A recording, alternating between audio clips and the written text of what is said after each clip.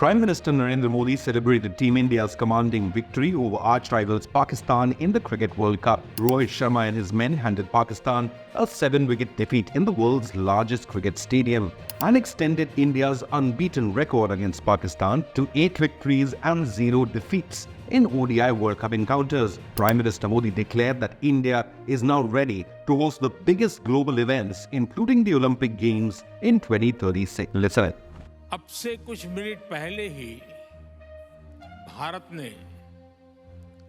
अहमदाबाद में दुनिया के सबसे बड़े स्टेडियम में बहुत ही शानदार जीत दर्ज की है। मैं टीम भारत को, सभी भारतवासियों को इस ऐतिहासिक जीत की बधाई देता हूं।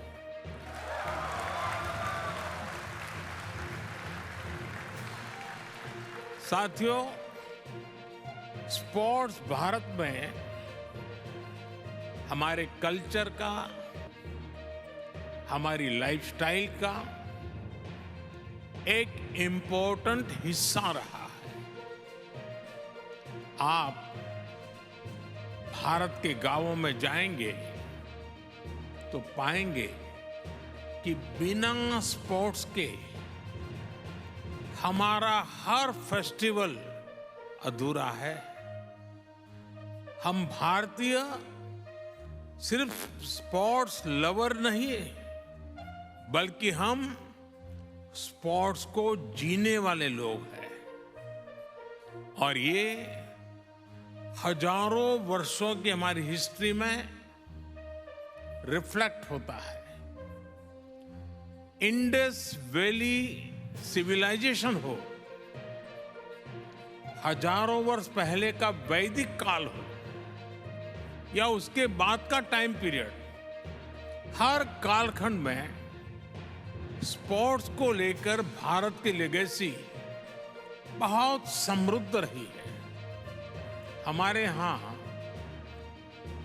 हजारों साल पहले लिखे ग्रंथों में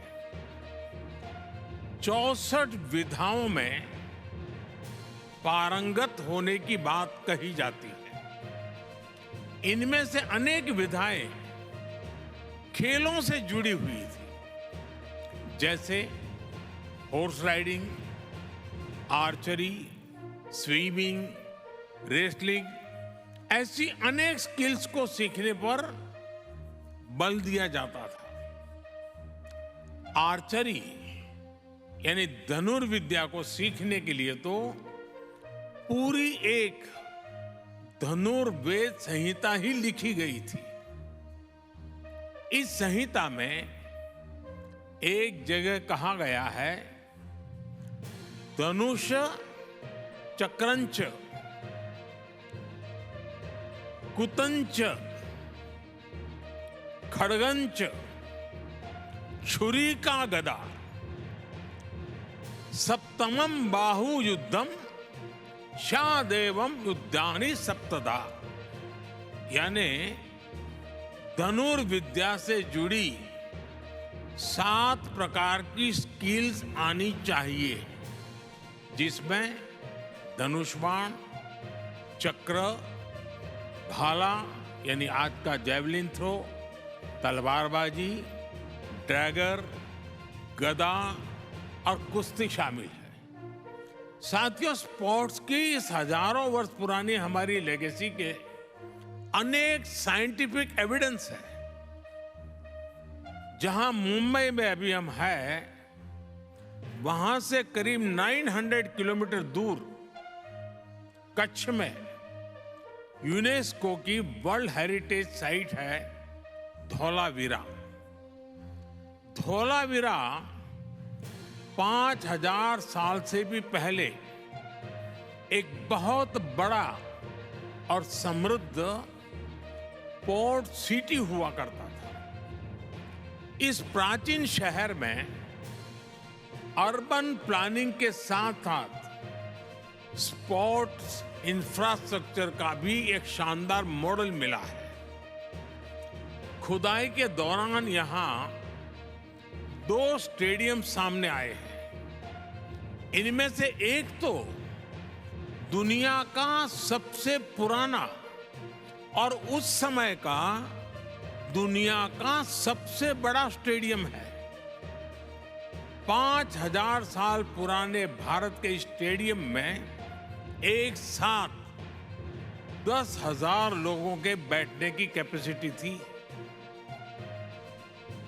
भारत की एक और एंशियंट साइट राखीगढ़ी में भी स्पोर्ट्स से जुड़े स्ट्रक्चर्स की पहचान हुई है। भारत की ये विरासत पूरे विश्व की विरासत है। फ्रेंड्स, स्पोर्ट्स में कोई लूजर नहीं होता। स्पोर्ट्स में सिर्फ विनर्स और लर्नर्स होते हैं।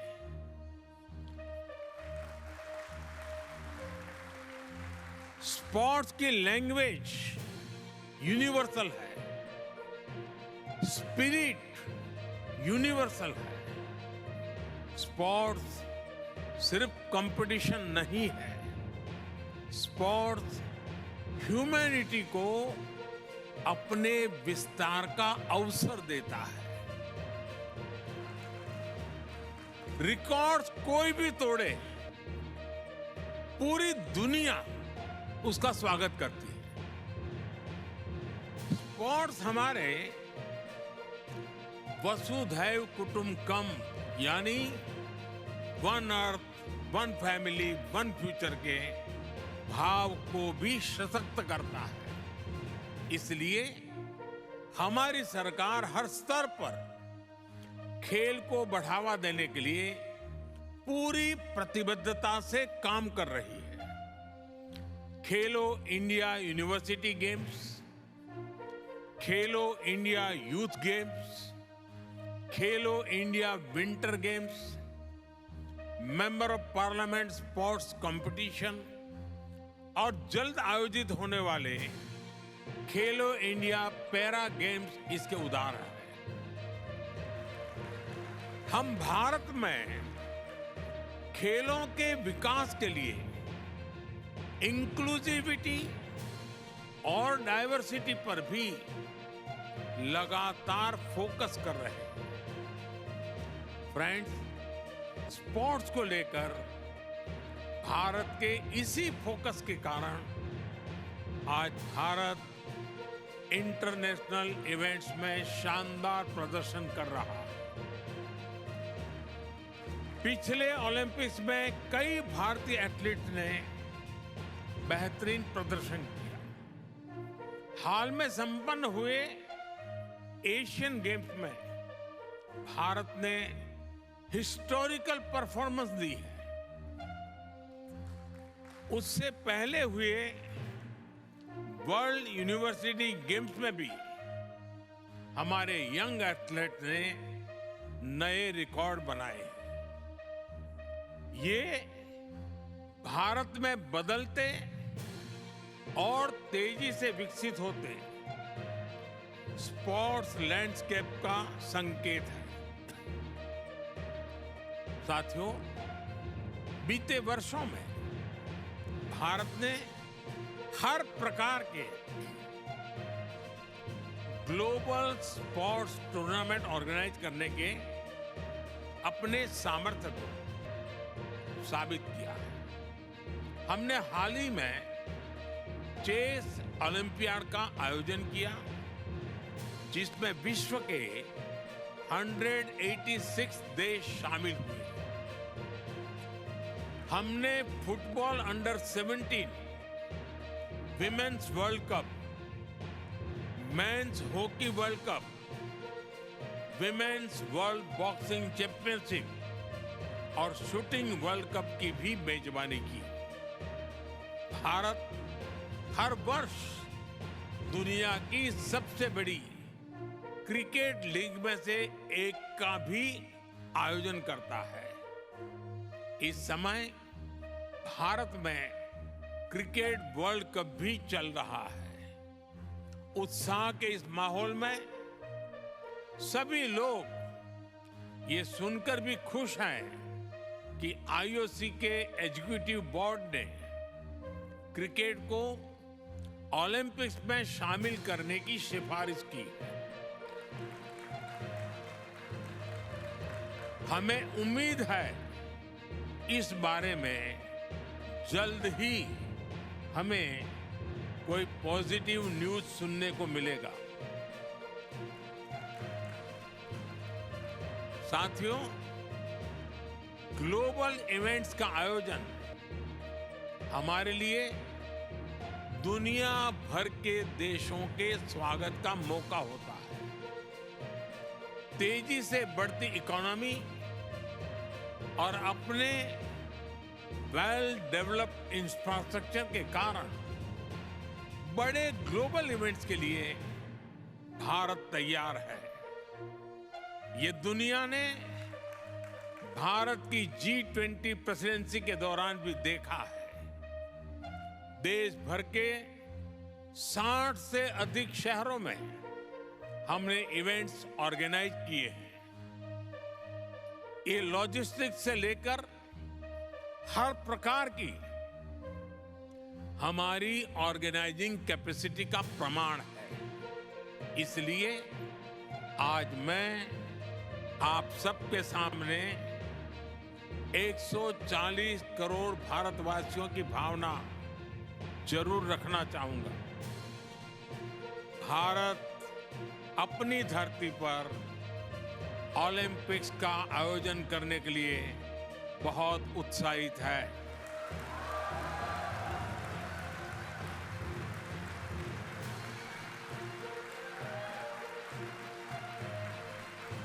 साल 2036 में भारत में ओलंपिक्स का सफल आयोजन हो, इसके लिए भारत अपने प्रयासों में कोई कमी नहीं रखेगा।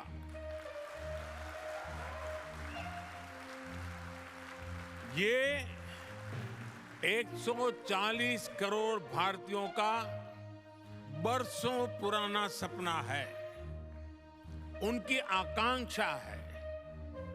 इस सपने को अब हम आप सबके सहयोग से पूरा करना चाहते हैं और 2036 ओलंपिक्स से भी पहले भारत साल 2029 में होने जा रहे यूथ ओलंपिक्स की मेजबानी करने को भी इच्छुक है।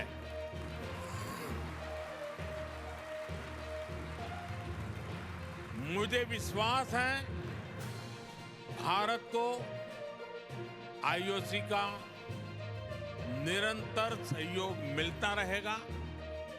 फ्रेंड, स्पोर्ट्स सिर्फ मेडल जीतने का नहीं, बल्कि दिलों को जीतने का माध्यम है। स्पोर्ट्स सबका है, सबके लिए है। स्पोर्ट्स सिर्फ चैंपियंस ही तैयार नहीं करता, बल्कि पीस, प्रोग्रेस और वेलनेस को भी प्रमोट करता है। इसलिए स्पोर्ट्स दुनिया को जोड़ने का एक और सशक्त माध्यम है। मैं ओलंपिक्स के मोटो को फिर आपके सामने दोहराऊंगा। Faster, higher, stronger together. IOC के 141वें सेशन में आए सभी अतिथियों का, अध्यक्ष थॉमस बाक का और सभी डेलीगेट्स का मैं फिर से हृदय से धन्यवाद करता हूं। आने वाले कुछ घंटों में आपको अनेक महत्वपूर्ण फैसले लेने हैं। I now declare this session open.